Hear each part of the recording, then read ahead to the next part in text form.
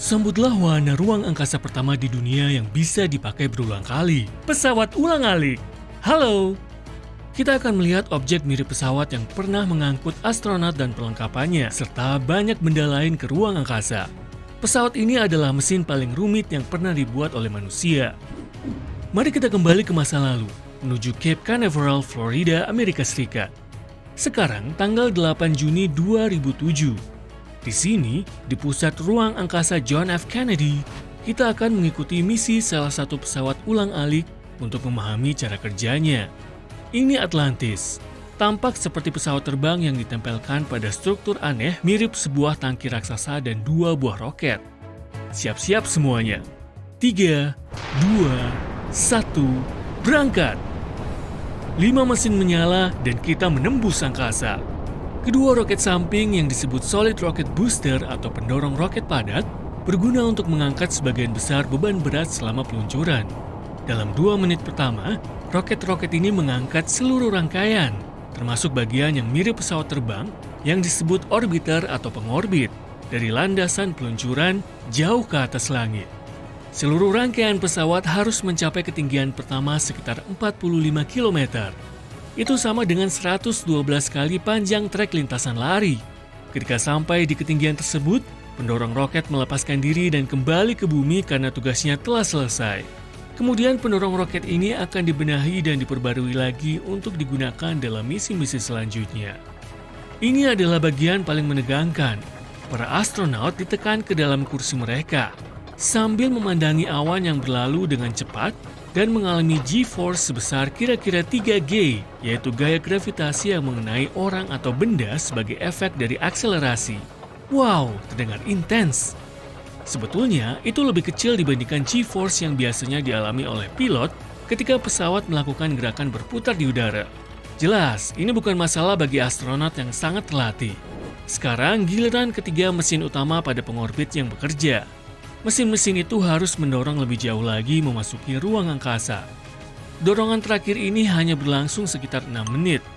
Mesin-mesin inilah yang menggunakan bahan bakar dari tangki oranye raksasa dan membuat pengorbit mencapai kecepatan 7,8 km per detik. Itu sama dengan mengelilingi 70 lapangan sepak bola dalam satu kedipan mata. Jadi, sudah sekitar 8,5 menit berlalu sejak lepas landas dan pesawat kita berada di ketinggian 113 km. Tangki bahan bakar berwarna oranye pun dilepas karena isinya sudah habis. Tangki ini jatuh kembali ke bumi, terbakar di atmosfer. Dadah! Omong-omong, semua pelepasan dilakukan dengan bantuan baut peledak. Teknisnya sih cukup rumit, tapi intinya ketika ada yang terpisah dari pesawat ulang-alik, terjadilah ledakan yang luar biasa. Tenang, ledakannya cukup terkendali kok. Oke, tujuan Atlantis adalah mengorbit bumi, tetapi kita belum cukup tinggi. Saatnya mengaktifkan sistem terakhir, sistem manuver orbital. 2 mesin yang lebih kecil, di dekat mesin utama melakukan dorongan terakhir. Dan kita pun sampai. Pesawat kita akhirnya mengorbit bumi dan bergerak dengan kecepatan 28.000 km per jam dan mengorbit bumi setiap 90 menit. Kini Atlantis mirip sekali dengan tiram, membuka cangkangnya untuk mengeluarkan mutiara. Dalam hal ini, muatannya. Tunggu, berapa berat sih muatannya? Kurang lebih seberat 2 bus sekolah. Itu meliputi perlengkapan penelitian, satelit, dan banyak benda penting lainnya. Yang kerennya adalah pesawat ulang-alik mengorbit dalam posisi terbalik dan terbang mundur. Kenapa? Ya, karena dengan terbang mundur, astronot akan lebih aman jika ada sampah ruang angkasa yang berada di lintasannya. Dengan posisi terbalik, pesawat ulang-alik dapat menggunakan ubin termalnya untuk berlindung dari panas matahari, sekaligus melindungi muatan yang dibawanya. Nah, muatan sudah diantar dan saatnya kembali ke bumi. Sistem manuver orbital kembali bekerja. Seraya pesawat ulang-alik terus bergerak mundur, mesin memperlambat pengorbit sampai pada kecepatan yang dibutuhkan untuk keluar dari orbit dan kembali ke bumi. Kini perjalanan kita agak mengalami goncangan. Tahap ini disebut re-entry. Pesawat melakukan putar balik dan mulai memasuki atmosfer bumi. Gesekan udara memanaskan bagian dasar pesawat ulang-alik hingga mencapai suhu 1650 derajat Celcius. Itu lebih panas daripada lava gunung berapi, malah hampir 2 kali lipatnya. Awas, jangan disentuh. Pada saat ini, para astronot mengalami G-force sekitar 1,5. Itu hampir seperti yang kamu rasakan di perutmu ketika lepas landas dalam pesawat terbang biasa. Begitu melewati tahap re-entry dan masuk ke atmosfer, kecepatan akan diturunkan dan mari bersiap-siap untuk mendarat. Pendaratannya sendiri sama dengan pesawat biasa. Ya, kurang lebih hampir sama lah. Para astronot menyebut pengorbit sebagai batu bata terbang.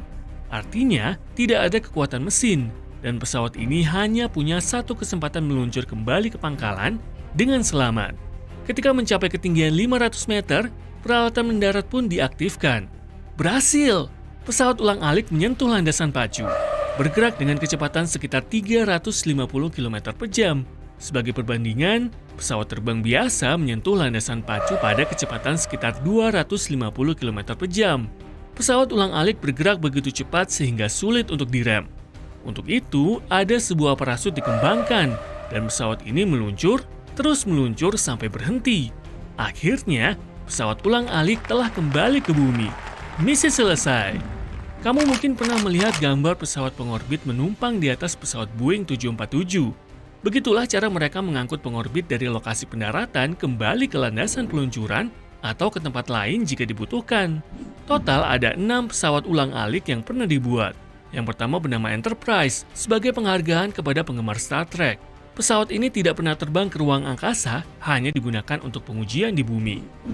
Pesawat ulang-alik yang paling banyak terlibat dalam misi ruang angkasa adalah Discovery, yaitu sebanyak 39 kali. Discovery lah yang menempatkan teleskop Hubble pada orbitnya, teleskop yang menegaskan keberadaan lubang hitam di pusat beberapa galaksi. Misi pesawat ulang-alik terakhir menggunakan wahana Atlantis.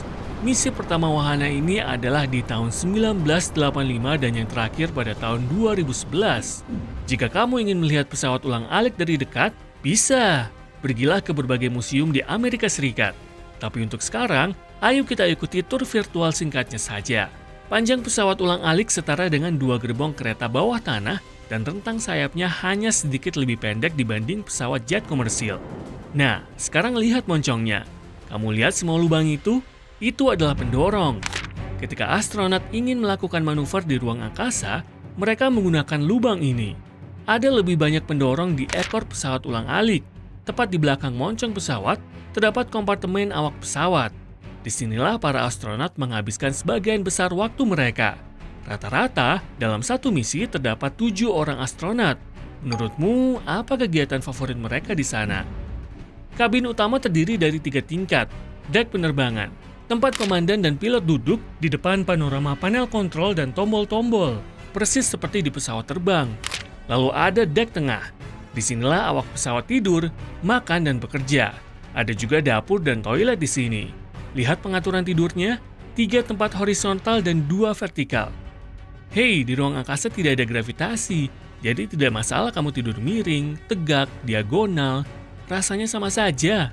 Toilet dengan gravitasi 0? Wah, pasti menarik nih. Dek yang lebih rendah lagi adalah dek peralatan. Ada tempat penyimpanan air, sampah, dan lebih banyak peralatan. Kamu tahu kan, untuk misi ruang angkasa, kabin 3 tingkat ini adalah satu-satunya bagian pesawat yang kedap udara. Jika kamu pergi ke tempat lain, kamu harus mengenakan pakaian ruang angkasa. Bagian dasar pesawat yang berwarna hitam ini adalah pelindung terhadap panas, terbuat dari 27.000 ubin. Masing-masing dipasang dengan tangan dan melindungi pesawat ulang-alik dari temperatur tinggi ketika kembali memasuki atmosfer bumi. Nah, ayo kita lihat kompartemen muatannya. Bagian ini hanya bisa dibuka ketika pesawat ulang-alik sudah berada di orbit. Penutupnya berfungsi sebagai radiator untuk melepaskan panas yang berlebih. Pesawat ulang-alik biasanya mengangkut satelit, ruangan tertentu, atau peralatan dan persediaan untuk stasiun ruang angkasa internasional. Pada sebagian pesawat ulang-alik terpasang ruang riset, seperti Atlantis, yang dihubungkan oleh ruang antara berupa airlock menuju dek tengah dari kabin utama.